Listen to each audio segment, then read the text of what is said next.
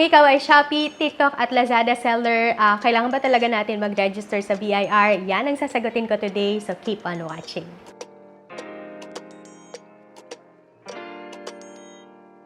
Hi everyone! Welcome back to my channel. So today, ang sasagutin ko nga ay kailangan ba talaga natin na mag-register sa BIR kung tayo ay mga Shopee, TikTok at Lazada sellers. So mapapansin nyo yon kung ano man yung ginagamit nyo na platform, whether ito ay Shopee, TikTok or Lazada, ay naka-receive kayo ng update na kagaya nito. So yan, nakalagay dyan na kailangan na natin or starting April 14, kailangan mag-charge na si BIR ng 0.5% na withholding tax sa mga sellers in accordance or in line with Revenue Regulation 16/2023. So, ang ibig sabihin nun ay kailangan na natin mag-register sa BIR bilang mga business owners. So, whether kung ikaw ay nagbabalak pa lang na magkaroon ng online shop sa kahit na anong platforms, okay? So, kahit ito ay Shopee, TikTok, or Lazada, yan. Kahit na kayo ay nagbabalak pa lang, kayo ay baguhang sellers, maliit or small business lang ang meron tayo, or kaya, like for example, may mga nagtatanong sa akin na paano kung ang mga binebenta ko ay mga pre-loved, or kaya yung mga ukay-ukay, or kaya naman ay yung mga estudyante, so paano ba kailangan ko ba talagang mag-register?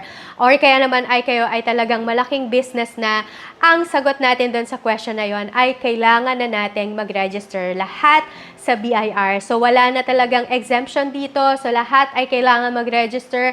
Actually, hindi talaga na kayo makakapag-register sa Shopee, sa TikTok at Lazada unless meron talaga kayong ma-upload na BIR registration or Certificate of Registration. So, yun na yung new policy na nilabas ng mga online platforms. So, doon sa new policy na meron na nilabas si Shopee, ay makikita natin doon na kailangan na natin i-update yung ating business information sa seller center. So, ito nga yung kinakailangan na mag-upload na tayo ng ating Certificate of Registration. So, ito yung itsura ng Certificate of Registration. So, dati ay yellow ito, or parang yellow siya na orange-orange, pero ngayon ay color blue na siya. So, ito yung ngayon yung i-upload natin dito sa ating business information. So, kailangan na talaga natin na makapag-register sa BIR. So, ano ba yung gagawin natin? So, ang gagawin natin ay i-input natin yung ating registered name or yung taxpayer name on BIR Certificate of Registration.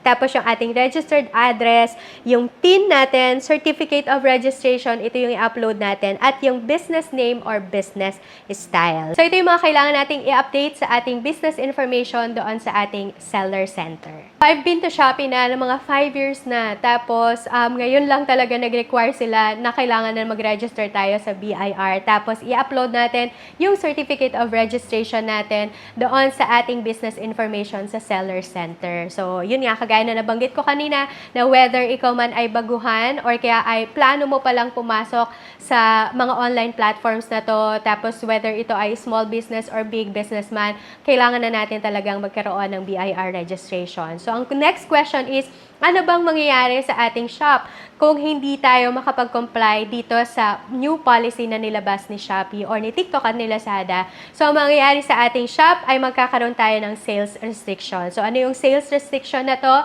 Ang sales restriction na to ay hindi na magiging visible yung ating mga store or yung ating mga shop sa ating mga buyers. So, ang ibig sabihin lang nito ay hindi na visible yung ating shop sa platform ng Shopee, ng TikTok, or Lazada. So, yan ang mangyayari sa ating shop kung hindi man tayo makakapag-comply dito sa new policy na ni-release ng mga online platforms. So, ngayon ay kailan naman ang deadline of registration? So, nakalagay doon sa update ni Shopee ay ang deadline natin ay April 14, 2024. So, that means that's next month na.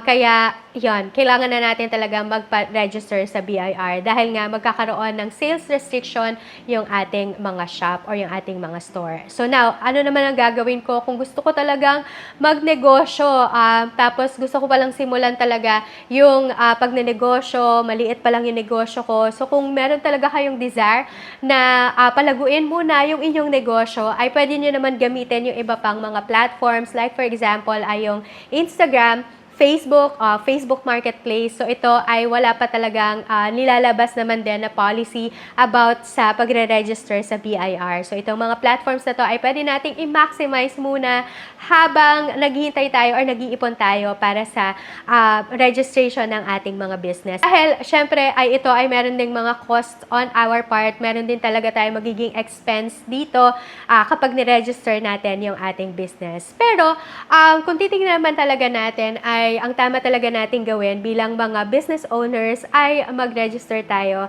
ng ating mga business. So magkaroon tayo ng DTI, magkaroon tayo ng business BIR registration at magkaroon din tayo ng ating mayor's permits. Ito yung mga kailangan nating i-secure, which by the way ay ito yung i-discuss ko sa susunod na video. So sana ay nasagot ko yung inyong mga question kung talaga bang kailangan nating mag-register na sa BIR bilang mga Shopee seller, TikTok seller at Lazada seller. So sana ay nakatulong itong video na to sa inyo. So kung nakatulong man ito, please give this video a big thumbs up at mag-subscribe na rin kayo for more videos like this.